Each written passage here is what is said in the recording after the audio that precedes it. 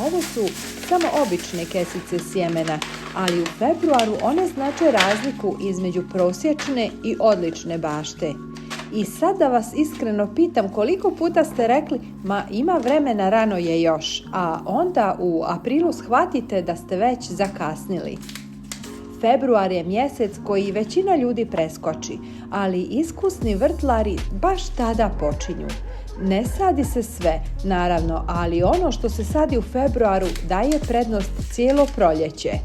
Napišite nam u komentaru jeste li vi više tip čekam toplinu ili sadim ranije.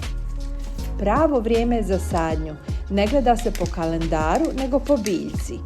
Postoje biljke koje vole hladnije tlo, ne smetaju im niže temperature i čak bolje rastu ako se posade ranije. Pogledajte kojih to 5 biljaka možete posaditi u februaru.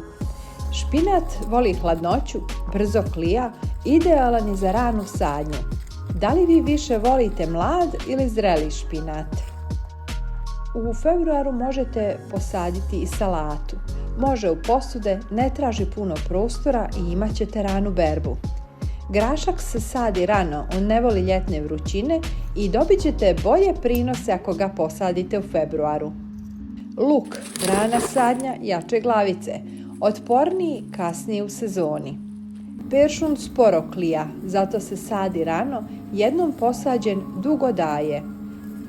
Za sadnju sjemena ne treba vam skupa oprema. Možete saditi u saksije, kutije, kartonske posude.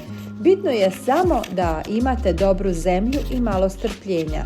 Važno je da lagano zalijevate, da ne pretjerujete i da biljka ima dovoljno svjetlosti kad nikne. Ako sada u februaru napravite ovaj mali korak, u martu i aprilu ćete reći sebi dobro je što sam počeo ranije. Napišite nam u komentaru koju biljku prvo sadiš i da li želiš nastavak šta se sadi u martu. Like, subscribe, zapratite kanal. Vidimo se u sljedećem videu.